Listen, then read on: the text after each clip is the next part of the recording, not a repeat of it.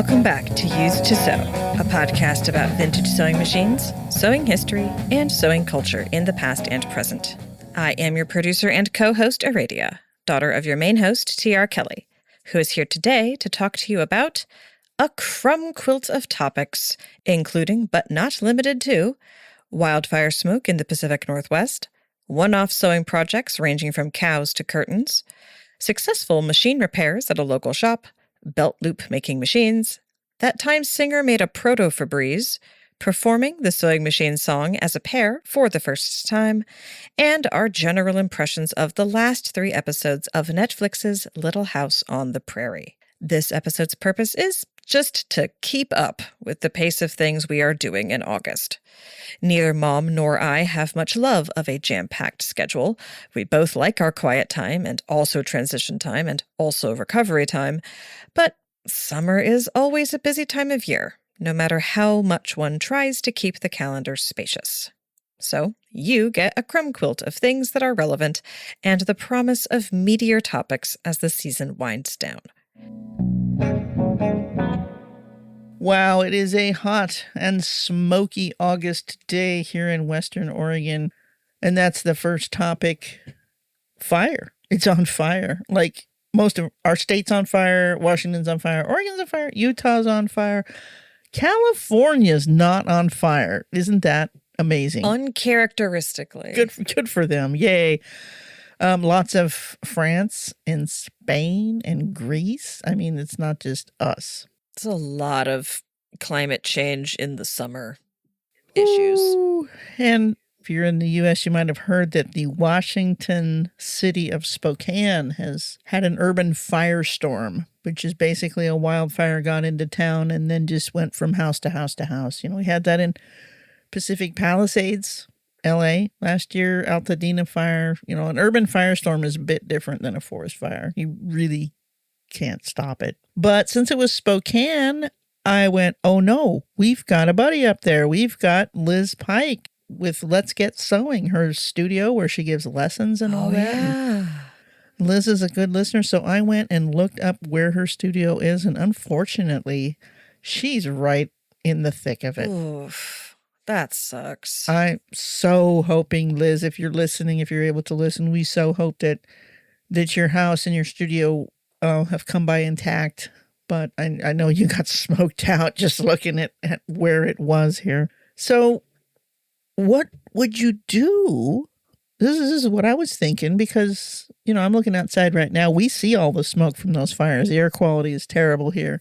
Yeah, the wind is coming uncharacteristically from the east, so we're not getting clean ocean air. We're getting nasty, smoky eastern air. Yeah, and when fire comes from the east here, or when wind comes from the east, that's dry. And that's when we had the Santiam Canyon and Holiday Farm fires. Yep. Yeah, folks, you know, living in a forest is all pretty in the books until July, August, September. It's just danger time. So having this much fire just in July is like, whoa. I mean, it was July. I mean, it got going early. But anyway, here we are. What would you do, if the sheriff knocks on your door and says, you got half an hour to leave? We're evacuating the neighborhood. Well, of course you're going to take yourself, your family, your pets, your papers. There's all these lists everybody in the West knows. And if you can see the flames, you waited too long. Terrible, terrible. So if they come and knock on your door and say, time to leave, what are you taking aside from all those things? Are you taking anything from your sewing room? Now, don't laugh. One of the really important things for evacuees is mental health. And taking a little sewing project along with you, little piecing, little cross stitch, something to keep your hands busy. Or even if you have a chance to evacuate to somebody else's house or a motel room or something like that, take a little something to work on. Take some familiar fabric. Now, what about, is there valuable stuff in your sewing room? Of course there is. My God, look at that stash. Yeah, I think I would reach for my scissors and my needles because you can find thread and fabric in a wide variety of places, but the actual hardware needed to manipulate those things, that's going to be what comes at a premium. And if you grab, you know, like I have a big box of hand sewing needles, right? If I grab that wooden box full of hand sewing needles, that's not just enough for me. That's enough to share. Oh, that's beautiful. Yeah. And I've got lots of different kinds of needles. And they've even got like the curved needles for doing like leather stuff, many different sizes of hand needles. Like I think more than a project, I would grab the kinds of tools that allow you to make projects out of whatever you find. Tools. Wow, that is a really cool way of looking at it. I'm picturing like, I know there's some folks out there who especially featherweights, but maybe have a sewing machine that they just cannot bear to lose. Maybe they're not going to actually sew on it right now, but it's not replaceable. It's not the 201 or something that there's a million of. It's the featherweight they got from their mom or something like that. This is right up there with baby books and grandma's urn and all those other little fiddly things that are sentimental things, but that mean a lot to you. Don't feel bad for wanting to take meaningful things. But when the sheriff says go, don't dally over which calicos to take, right? So I'm kind of with you, Red. I kind of packed, well, since I live in an RV, I always ready to go, but a little roll of sewing tools, things that you would need. And then the basic threads and all like 5 or 6 colors, good threads. And why? Well, it'll keep me occupied and maybe I can help somebody sew up that rip in their pants from when they were trying to catch their dog or something.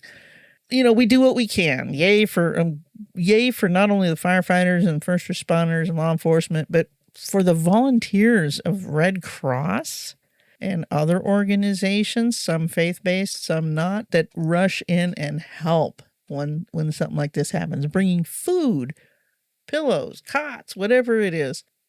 So yeah, Liz, if you're hearing us, we sure hope you're okay. And my gosh, I'm just thinking, there's like, I think 1,000 buildings lost so far. Not all of them are homes, but a lot of them are homes. Damn. Think of how many sewing rooms and hobby rooms were lost. Yeah, that sucks. Those things represent so much investment of time and love and money. I mean, I know people with fabric stashes that are worth over $10,000, So here's before the fire. If you're in a fire-prone area or flash floods or whatever, take pictures in your sewing room. Take pictures of all your stuff, because when it comes time to make an insurance claim, when I worked for Singer, I helped several people with insurance claims after house fires. Because, what's it going to cost to replace? Okay, check this out. This lady lost a 500A Slant-O-Matic, top of the line in 1958. Trade-in value at the time, about $30. But if you've got replacement cost insurance, top of the line for top of the line. What's top of the line now? The space shuttle. So that was funny dealing with insurance, not for house fires and for shipping mistakes. UPS dropped my machine and it won't work. It doesn't work now. Well, the bed's broken. It cannot be fixed. That kind of thing. So yeah, if you've suffered a loss, make sure you take pictures of all your machines, all your fabric, your cabinets, your scissors, like you said, everything. Those cutting mats, those aren't cheap. Quilt rulers. So Liz, we hope you didn't lose anything. Okay, on to better topics. I just hate it. Hate fire. You know what we don't hate? You know what we absolutely love? What do we love? Tell us something we love. We love excellent repair shops that fix your machine for extremely affordable prices and hand it back to you with a clean bill of health. Do tell. I got my embroidery machine back from Viking in Eugene, and they found the problem. Because we knew what was happening was that it was throwing us a thread jam error even when there was no thread, right? That was what I took it in with. Being like, I have empirically proven beyond a shadow of a doubt that there is no thread to jam, yet that is the error that we're getting. Yeah, we kept hearing crunchy sounds. Yeah. And it just didn't sound right, didn't sound happy. My mechanically minded spouse did not like the sound of it when it was running. So I take it in, hand it off. I felt kind of bad I wasn't calling them back because blah, blah, blah. They eventually called me and they're like, we found a set screw on the needle bar that had wiggled loose or never been set properly. Or my suspicion is it was never set properly since it came out of the box not functioning. Yes. Or something happened in shipping. But either way, dude said, I'm surprised it was sewing at all. with how loose that screw was. It was allowing the needle bar to just warp back and forth. And he's like, I'm shocked that it even tried to sew. Or that we didn't break it worse. Things flopping around. Right, totally. So for $65, he found the screw that was loose and tightened it and handed it back to me with like a nice perfect A having been embroidered in, a sample bit of fabric and said, I think it's good. And I walked in there with my serger, which had just decided to throw its loopers out of order while I was sewing the other day. I was just sewing along. I was paying attention. I was behaving. I didn't do anything wrong. And yet the serger jammed in such a way where the metal parts were hitting. And it was like, oh no, this is way beyond our ability to fix. So I walk in there, I took a look, holding the serger, throw that up on the thing and tell the problem to him.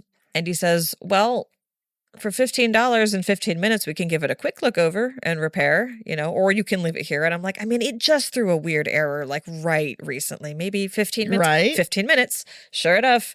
And he had found, I think probably another screw that had just gotten a little bit misaligned and just tightened something up and said, and handed me a little sample swatch and said, no, there it goes. And fixed it so that way all 4 threads were working. You and I had, remember, we couldn't get the 4th thread to work. And he was asking me, like, why do you only have 1 needle in it? Like, don't you want 2 needles? I'm like, well, we couldn't get the 4th thread to work. So he handed it back to me with 2 needles and the 4th thread all in there and, ready to be tied off to our own cones and run through. And that was just 15 minutes, $15. And I walked out of there with 2 repaired machines for less than $100. So big shout out to Viking for being excellent. We love them. We love them. Viking in Eugene. And they sell and service sewing machines, and they've got so many cool old machines in there to look at. And the owner, Scott, is a real sweet guy. He likes to talk about old machines. And as I've mentioned before, this place is queer friendly. So go on in, no matter if you're a they or a gentle them, you will be treated respectfully. It's a fun vibe in there. And it's a fun vibe. We just can't say enough about them. And they're in the funky part of town, 6th and Monroe. But it's beautiful. It really is. It's a great place. I need to go there because last time I was there, what was I buying? Treadle belts when I was fixing that machine for Vivian, that 127. I was looking for bobbins. But the thing with long shuttle bobbins, he brings out this tackle box full of bobbins. And they're all sorted, but he doesn't know what they go to. And he says the best thing to do is bring your actual shuttle. Not another bobbin. And so I bought 3 different kinds, different lengths, different end cap sizes, just to bring them home to see what they might fit. And one of them fits the Davis. That's exciting. I am going to go back and buy all of those. Hey, Scott, can you make me a deal if I buy all of them? Because they're not cheap. But they're also not available. You can when I recommend for people to get an old treadle machine, I like long shuttles. They're fine. They're adjustable to so many different kinds of fabric. But if you got to be able to find bobbins for it, and that's why I always just recommend the Singer, because that bobbin number 8228 is available brand new. You can buy a dozen of them from China for not much money, and they work great. But weird things like the Davis or the hollow cord white bobbin, this is the thing with buying old machines. The older they are, and the more off-brand they are, Gewurz Special. And that's why you need to know that the Gewurz Special is a national, because national stuff is not hard to find either. So yeah, I'm going to go back and farm through Scott's bobbin collection when I'm not under time pressure. Sometime this week or next week.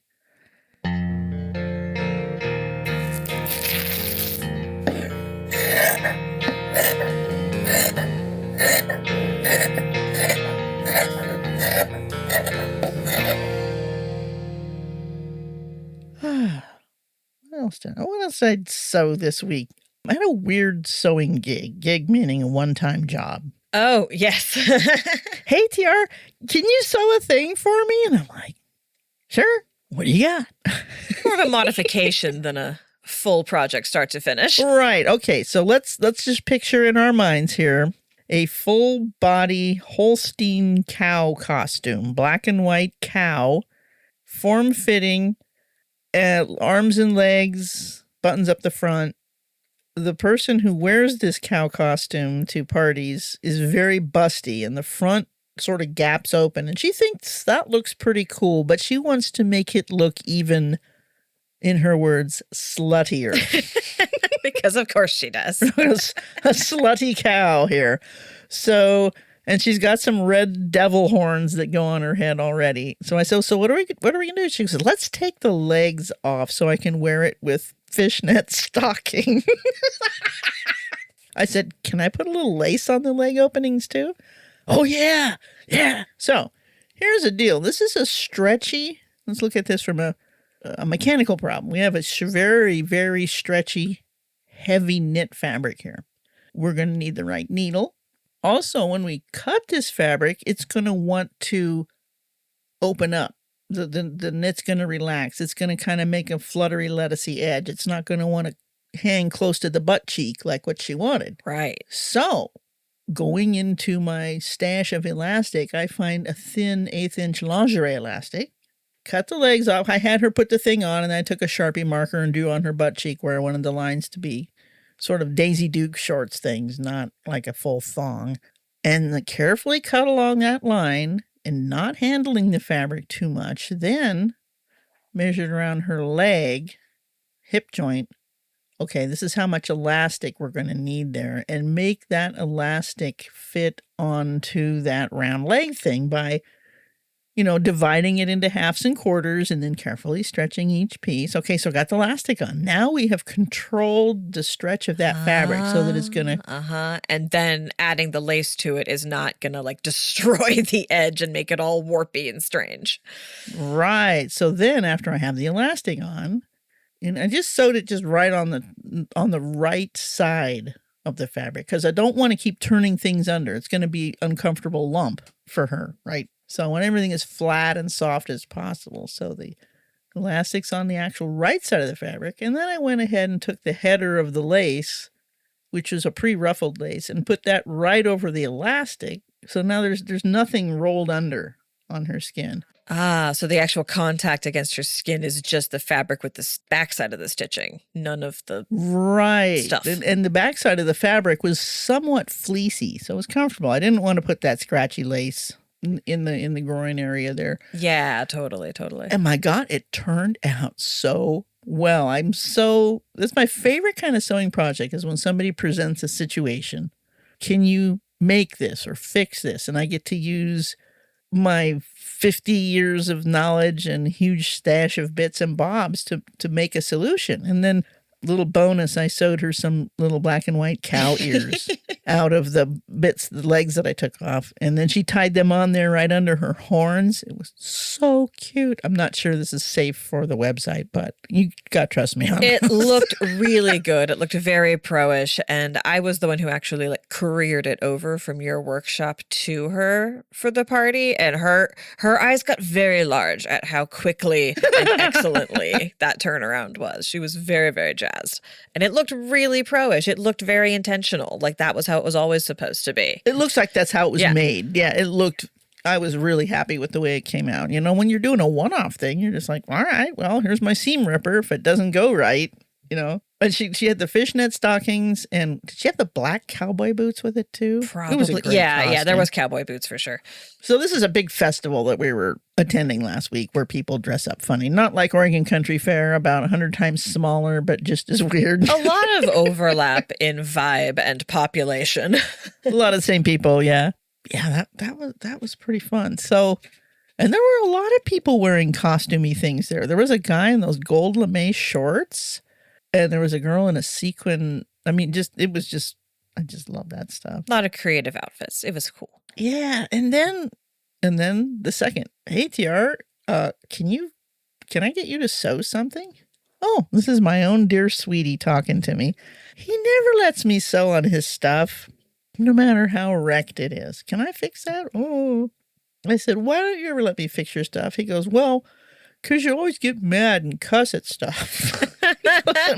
He goes, it's not. I go, how do you think I feel when you're building? I mean, it's just part of the creative process.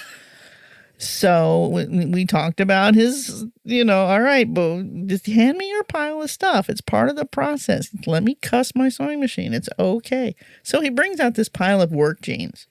And I've talked about this before. He wears his clothes until, like, even the secondhand stores wouldn't take them. I mean, he just really likes to get the most out of his clothes. But like a lot of guys, he puts his fingers through his belt loops to pull up his pants, and therefore it rips off the belt loops eventually. So having a machine that will sew through that. Oh, yeah. All those bajillion layers for just a few stitches. Yeah. So I thought I was going to have to come up and use the Davis. But I got out the Bernina. And I found out something really cool about the Bernina. And I think this is true for your Kenmore as well. And I want you mechanically engineering-minded listeners to help me out with this. We're talking about a machine with 2 internal belts, not one.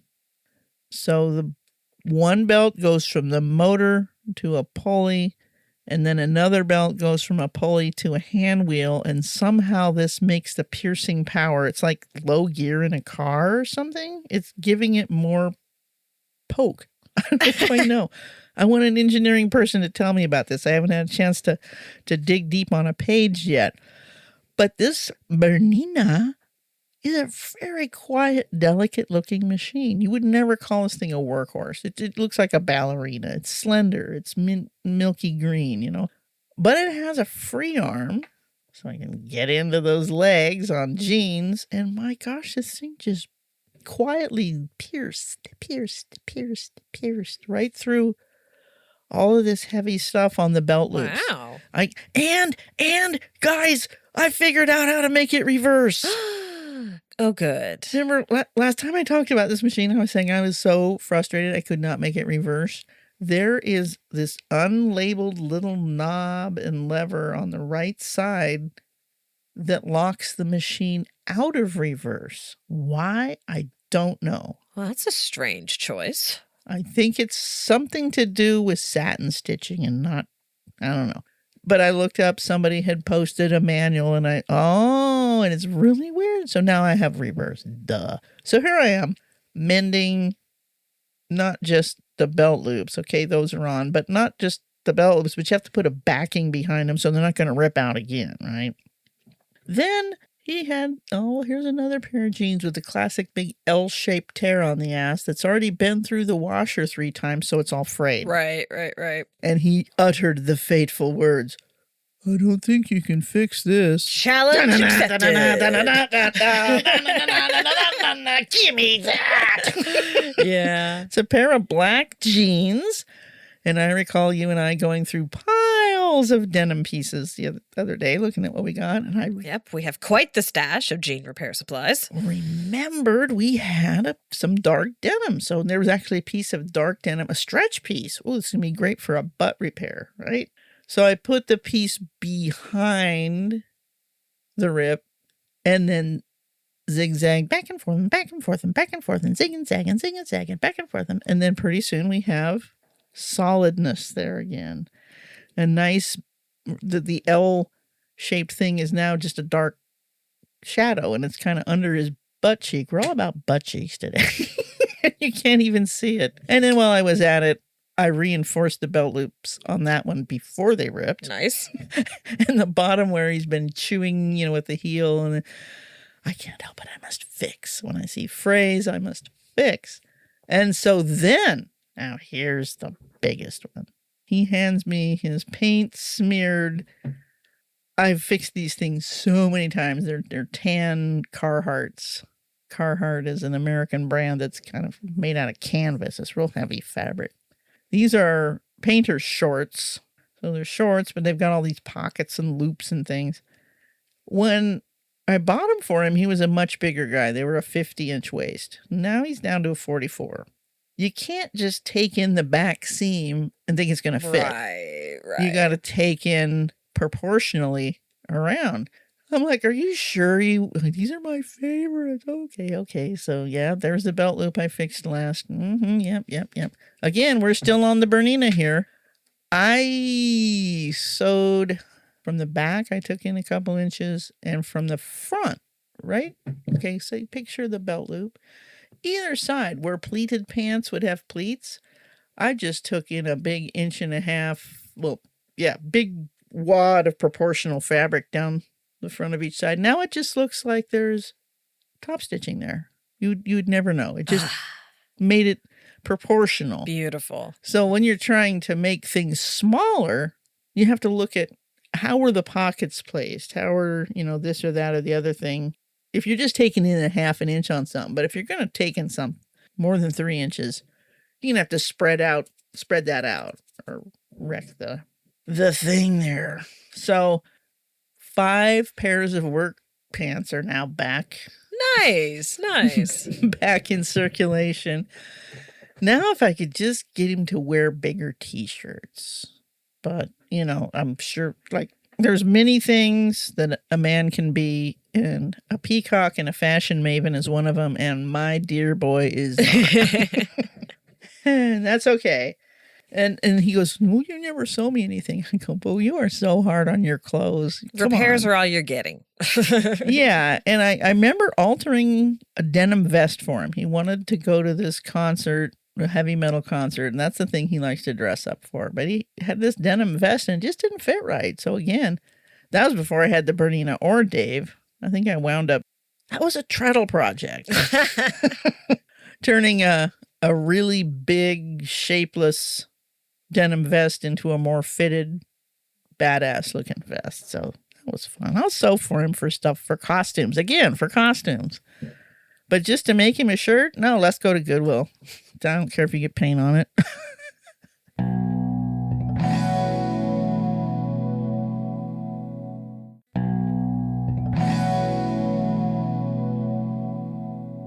So speaking of belt loops, we're just jumping from topic to topic here today because this is the Crumb Quilt, because August is the month for fire and evacuations, not staying home and sewing. But there's a guy that I just discovered on Facebook. His name is Ben Villapiana, and he's in Canada. And he works strictly in denim. He designs and constructs really awesome denim garments. I mean, like a jacket is like $500. Wow. You don't just get a pair of jeans from this guy. And he sews them all on cool machines. He's got so many vintage industrial machines. How we've talked about how industrial machines are like they do one thing.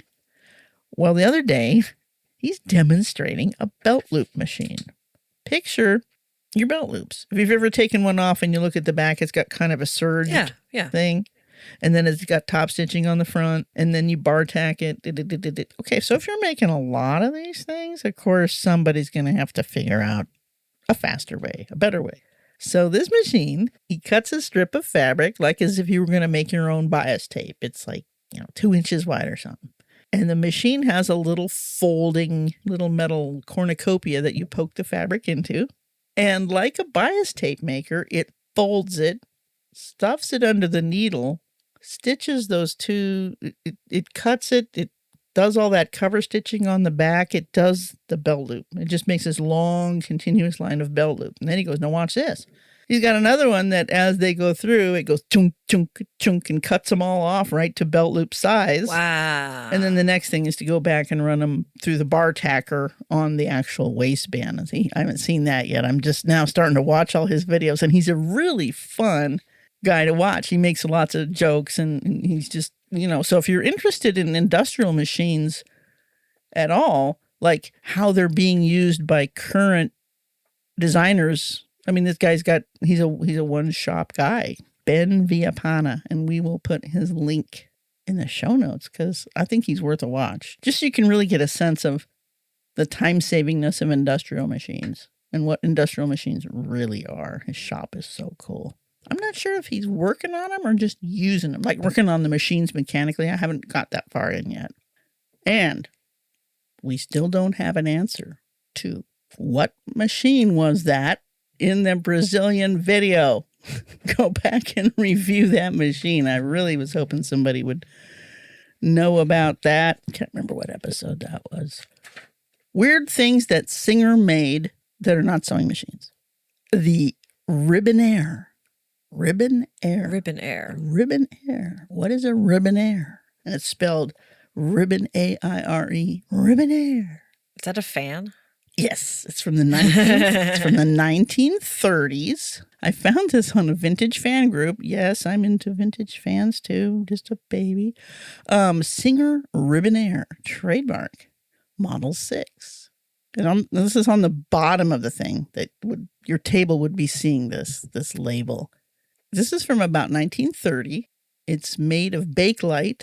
If you're into vintage sewing machines, you'll know that's one of the very first plastics. So Bakelite, and it's kind of fragile. So not many of these things are still around. If you see one, get it. Okay, so on the bottom it says, safe. No possibility of injury as with metal blades. Boy, do I know that. I lost the end of one of my fingers in a fingertips in a vintage fan. Quiet. Will not disturb sleep or conversation. Comfortable. Moves a substantial amount of air without a draft. Economical. Uses no more current than an ordinary electric light bulb. Notice how they have to say electric? But this part is really cool. Scent. A few drops of pine scent, perfume, or other essences on the ribbons will delicately scent the air. Oh, it's a freaking Febreze. Well, it's a diffuser before there goodness. was such a thing. Yeah, so then it goes on and on about, only plug it into the right kind of electricity, because this is back when electricity came in a lot of different flavors. And then there's instructions on where to oil it. And then Simanco, made in USA, made in New York, Singer Sewing Machine Company. And every time instructions for the Ribbonaire, it's all written in Ribbonaire. Special font. In ribbon font. Yeah, it looks like ribbons.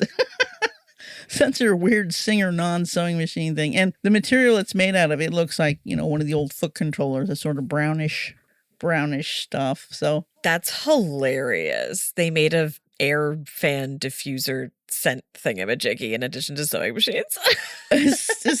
and apparently they're very rare to find because it's a thing that would get dropped and broken. Yeah, I was gonna say, like Bakelite, as it ages and fans tend to get hit and knocked over. They're just falling prone objects. What do you think they sell for if you find one? Well, how much did 1930, a little fan. Okay, this is like the 201 was several $100s. How much is this fan? To nowadays, at the time it was probably $8. Okay, I'll tell you. Nowadays, if you can find one, they're $350 to $400 if they're in working order. Yeah, I would never make it on The Price is Right. I'm so bad at guessing these kinds of numbers. I would never guess. I never even heard of this damn thing, but now I really need one because I would scent it and I would put it next to my vintage sewing machines and it would scent the air of don't put sewing machine oil on it, but I love it. You would.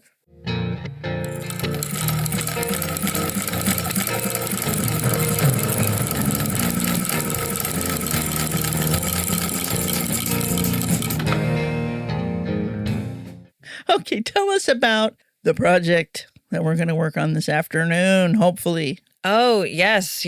My choice to buy brand new fabric that I talked about in a prior episode. It's here now.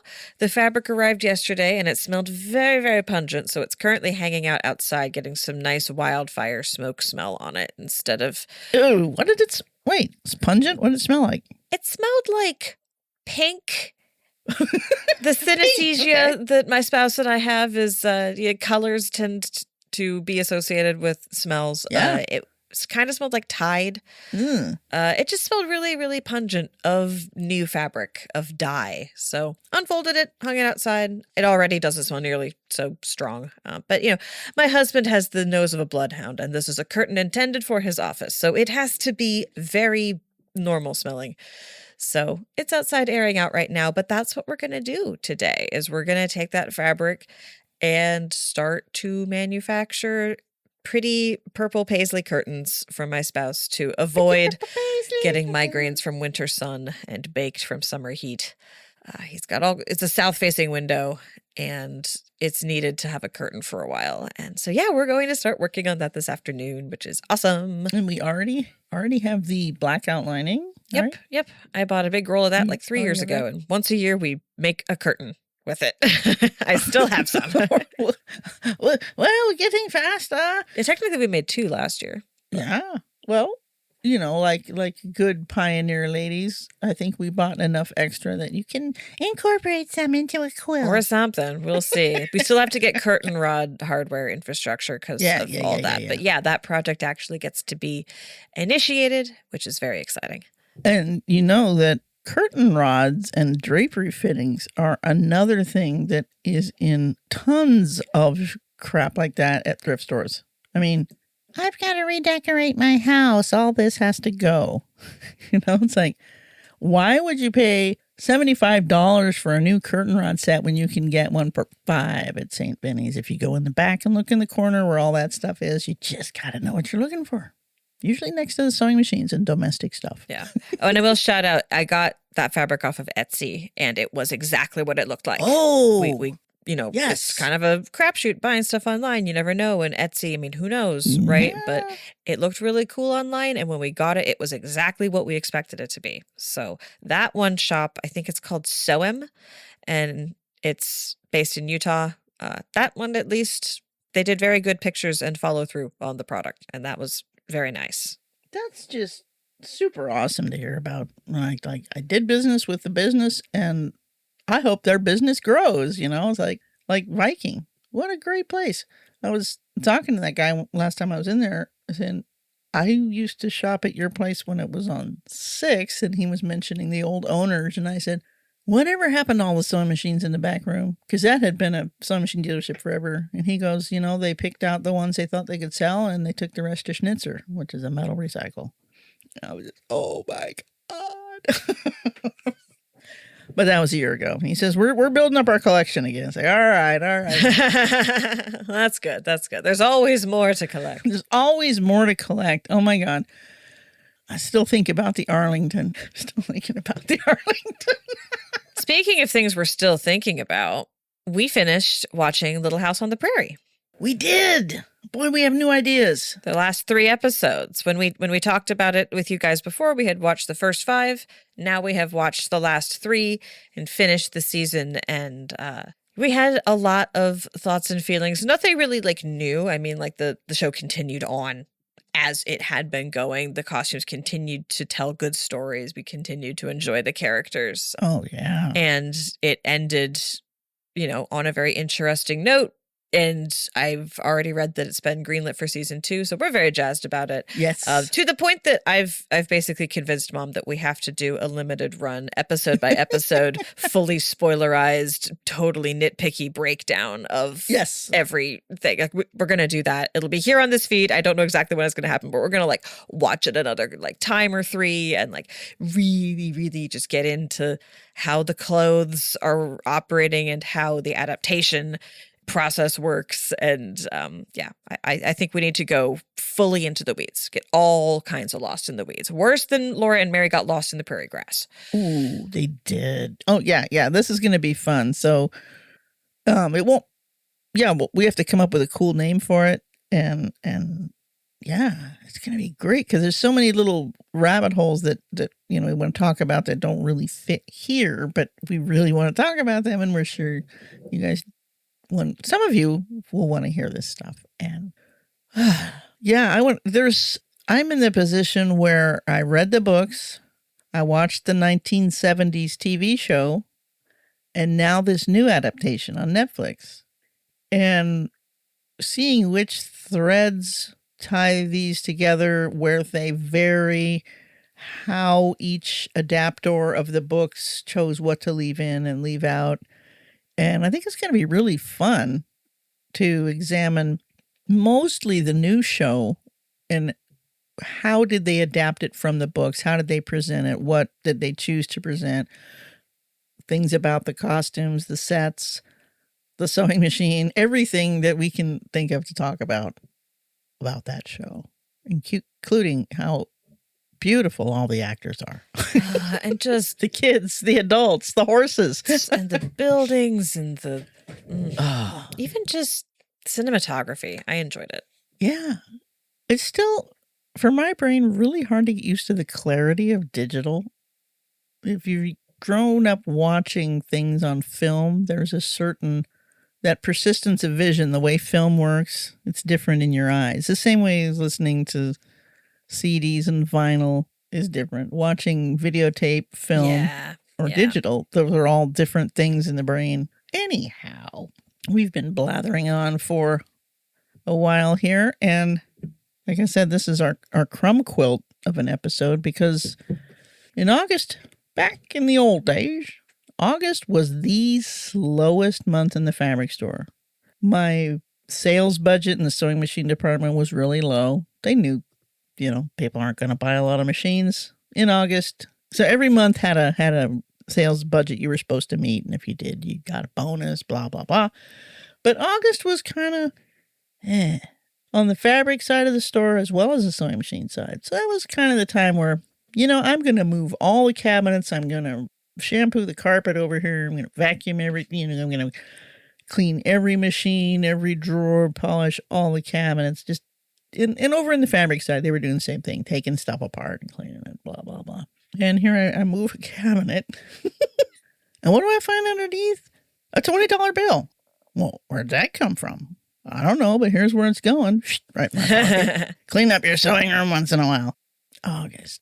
It's past time to sew for summer, right? Because if you didn't make your swimming suit already, the hell with that. Okay. 4th of July, all that's gone. Weddings are done. That's like May and June. What's there to sew in August? It's too early for back to school, too early for Christmas. Thread up and mend your jeans.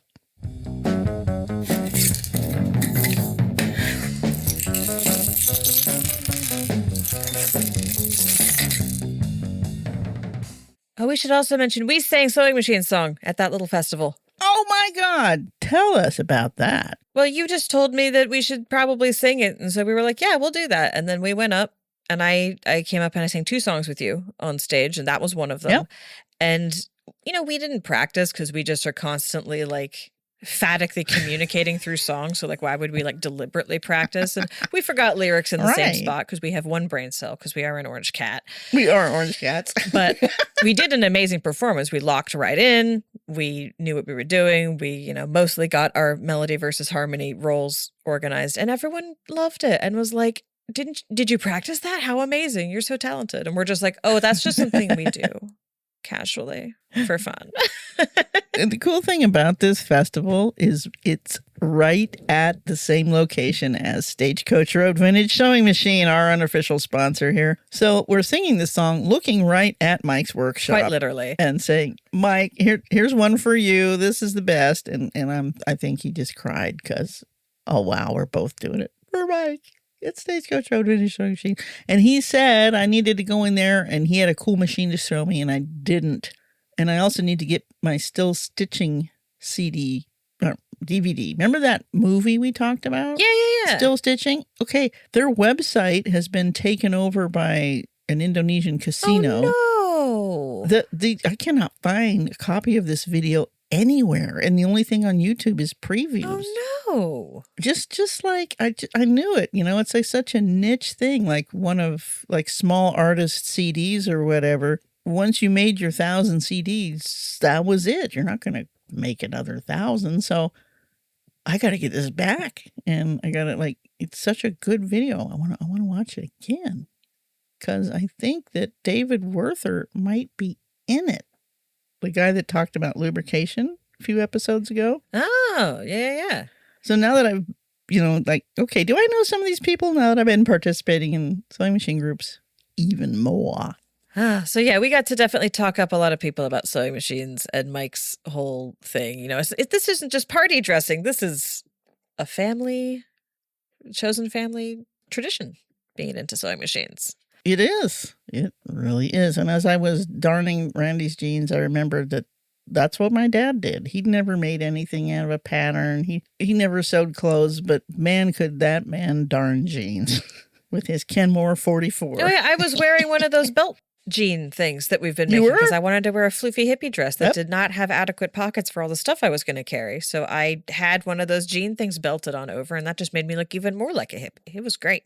Oh, yeah. So we've got a tote bag full of old jeans that we're going to be upcycling and recycling into these wonderful Western utility belts and bags and fun stuff.